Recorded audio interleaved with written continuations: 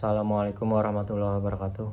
Perkenalkan, nama saya Ahmad Fauzan Nur, NPM 185522011100002. Jadi di sini saya ingin mereview jurnal nasional dalam mata kuliah Etika dan Hukum Profesi. Saya di sini mengambil topik etika profesi. Di sini saya mereview 3 jurnal. Jadi jurnal yang pertama berjudul Analisa Kaitan Virus Komputer, Etika dan Hukum Indonesia. Jurnal Ilmiah PEPO. Volume dan halaman volume 8 nomor 2 dan 1-5 tahun 2016. Penulis Diki Firdaus. Latar belakang: komputer merupakan suatu alat atau media yang telah menjadi kebutuhan bagi setiap orang dalam melakukan aktivitas pekerjaan. Melihat fenomena ini, komputer digunakan dari mulai orang dewasa sampai kalangan anak sekolah dasar, mulai perusahaan multinasional sampai perusahaan kecil, lembaga pemerintah pusat sampai tingkat kelurahan. Hal ini merupakan suatu terobosan teknologi yang tidak dapat dibendung baik oleh kultur, adat, atau peraturan manapun.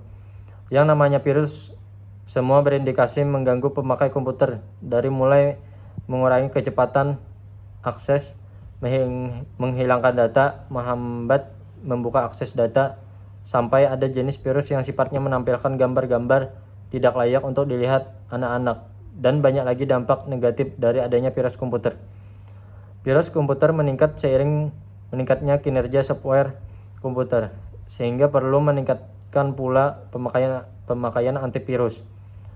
Antivirus yang digunakan meskipun ada yang gratis, tetapi keberadaan virus tetap saja mengurangi kenyamanan dan keamanan pemakai komputer. Tujuan penelitian: 1. Untuk mengetahui dampak keberadaan virus komputer terhadap para pengguna komputer secara personal yang telah terjadi saat ini.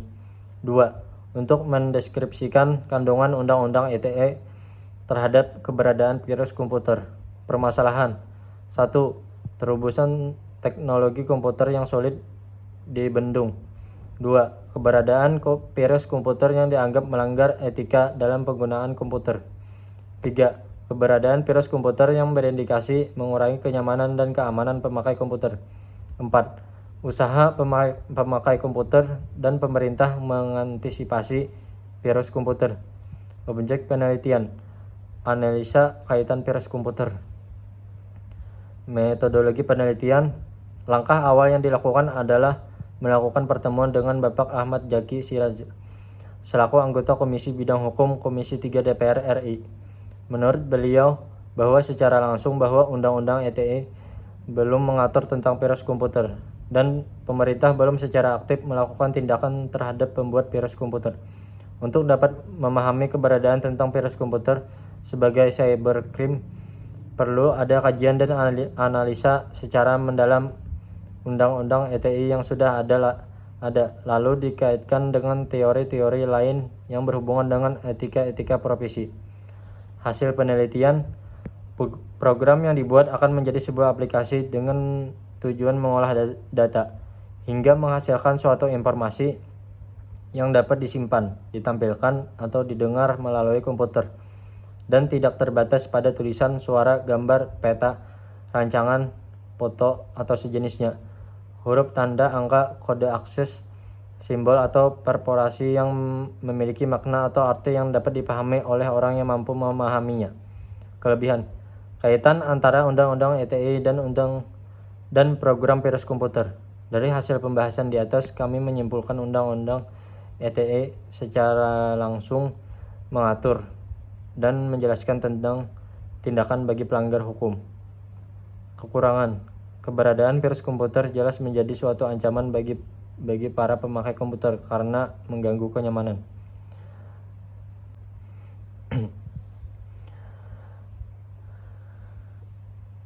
Review jurnal 2 yang berjudul Menilik Nilai-nilai Keislaman dalam Etika Profesi Personal Pengembang Teknologi Pendidikan di Indonesia. Journal of Graphic Era University. Polom dan halaman Polom 6 nomor 2 dan 159 sampai 172 tahun 2021. Penulis Rapi'i Ahmad Risman Putra, Elan Sumarna, dan Ganjar Eka Subakti. Latar belakang. Dunia pendidikan di Indonesia tanpa sadar telah memasuki era disrupsi semenjak meluasnya coronavirus yang dimulai dari tanggal 2 Maret 2020. Tahun 2020 yang menjadi tonggak digitalisasi pendidikan secara masif di Indonesia. Ditambah wilayah Indonesia yang luas membuat daerah 3T, terpencil, terdepan, tertinggal, lebih bermasalah lagi dalam pelaksanaan pembelajaran, khususnya terkait aksesibilitas dan kompetensi teknologis. Hal tersebut tentu bisa dimaklumi mengingat disrupsi dari pembelajaran konvensional ke digital membutuhkan waktu yang lama, apalagi sifatnya yang tidak terduga.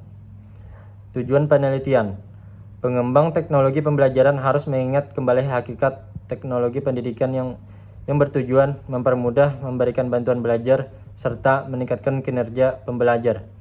Permasalahan di atas merupakan urgensi yang menjadi inspirasi penulis untuk mengkaji etika profesi pengembang teknologi pembelajaran berdasarkan perspektif Islam.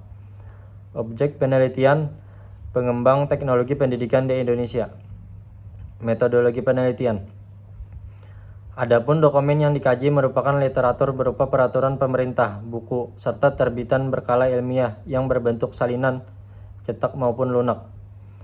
Dokumen utama yang menjadi rujukan adalah kode etik yang terdapat dalam Peraturan Menteri Pendidikan dan Kebudayaan Nomor 21 Tahun 2017 tentang kode etik pengembang teknologi pembelajaran. Hasil penelitian. Berdasarkan hasil pembahasan dapat diperoleh pengetahuan bahwa etika profesi pengembang teknologi pembelajaran, terutama pada kode etik personal, mengundang nilai-nilai keislaman tersendiri.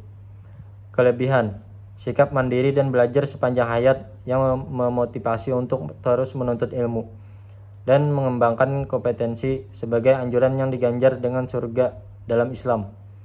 Kekurangan. Dalam penelitian ini kekurangannya yaitu pada metode penelitian yang kurang lengkap. Lanjut, review jurnal 3, penerapan teknik audit berbantuan komputer, self-efficacy, dan etika profesi pada kinerja auditor di Surakarta dan Yogyakarta.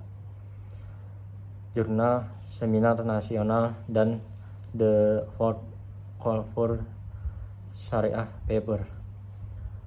Kolom dan halaman 327 sampai 337. Tahun 2017. Penulis Triyatno. Latar belakang.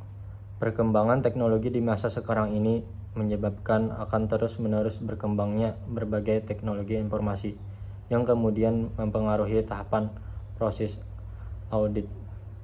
Auditor tentu mendapatkan keuntungan yang sangat besar, terutama dalam efisiensi dan efektivitas audit apabila peduli dalam menggunakan berbagai teknologi informasi dalam pekerjaannya.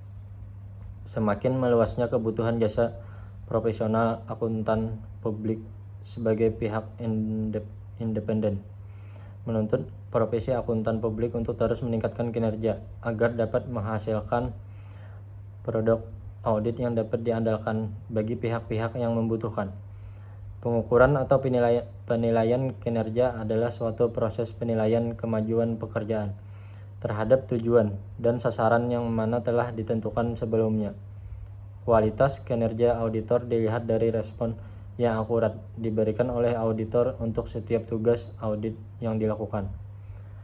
Pentingnya dari peran profesi akuntan publik serta beragamnya pengguna jasa menyebabkan jasa profesi akuntan publik tentu harus dipertanggungjawabkan kepada pihak-pihak yang berkepentingan. Baik atau tidak, pertanggungjawaban yang diberikan tergantung dari kinerja auditor. Jadi, perlu ada teknik audit terkomputerisasi yang mampu membantu auditor seorang dalam upaya meningkatkan kinerjanya. Efektivitas serta efisiensi proses pendeteksian fraud yang mana dikenal dengan istilah TABK atau teknik audit berbantuan komputer. Tujuan penelitian. Tujuan dari penelitian ini untuk mengetahui pengaruh teknik audit berbantuan komputer, computer self-efficacy, dan etika profesi terhadap kinerja auditor. Permasalahan. Penelitian ini dilakukan untuk menganalisis pengaruh teknik audit berbantuan komputer, computer self-efficacy, dan etika profesi terhadap kinerja auditor di kantor akuntan publik di wilayah Kota Surakarta dan Yogyakarta. Objek penelitian yaitu kinerja auditor di Surakarta dan Yogyakarta. Metodologi penelitian. Dalam penelitian ini, jenis penelitian yang digunakan adalah deskriptif kualitatif, yaitu penelitian tentang riset yang menggambarkan keadaan subjek atau objek. Dalam penelitian dapat berupa orang, lembaga, masyarakat, dan yang lainnya, yang pada saat sekarang berdasarkan fakta-fakta yang tampak atau apa adanya. Hasil penelitian berdasarkan data yang telah dikumpulkan dan hasil pengujian yang telah dilakukan terhadap permasalahan. Maka hasil dari penelitian ini adalah dari variabel teknik audit berbantuan komputer. Nilai T hitung kurang dari T tabel dalam kurung 1,861 kurang dari 1,688 dengan signifikansi dalam kurung 0,071 lebih dari 0,05. Maka H0 diterima, sehingga dapat disimpulkan bahwa teknik audit berbantuan komputer tidak berpengaruh terhadap kinerja auditor. Dari variabel komputer self-efficacy, nilai hitung lebih dari T tabel dalam kurung 5,499 lebih dari minus 1,688 dengan signifikansi dalam kurung 0,000 kurang dari 0,05. Maka H0 ditolak, sehingga dapat disimpulkan bahwa komputer self-efficacy berpengaruh terhadap kinerja auditor. Dari variabel etika profesi, nilai T hitung lebih dari T tabel dalam kurung 3,289 lebih dari minus 1,688 dengan signifikansi dalam kurung 0,002 kurang dari 0,05. Maka H0 ditolak, sehingga dapat disimpulkan bahwa etika profesi berpengaruh terhadap kinerja auditor. Kelebihan. Jadi kelebihan jurnal ini yaitu penggunaan teknik audit berbantuan komputer yang sangat diperlukan di dalam pemeriksaan berbagai laporan keuangan. Karena dengan adanya bantuan komputer, maka akan membantu auditor dalam melakukan pengauditan menjadi lebih efektif dan efisien. Kekurangan. Penelitian ini sangat terbatas karena jumlah dan lingkup area tidak begitu luas. Hanya terbatas pada 7 kantor akuntan publik di Kota Surakarta dan Yogyakarta. Sehingga penelitian yang selanjutnya diharapkan bisa menambah atau memperluas penelitian ke kota lain agar diperoleh hasil penelitian yang lebih baik untuk digeneralisasi dan memberikan gambaran yang lebih real tentang kinerja auditor. Demikian review jurnal dari saya. Salah hilap mohon maaf. Assalamualaikum warahmatullahi wabarakatuh.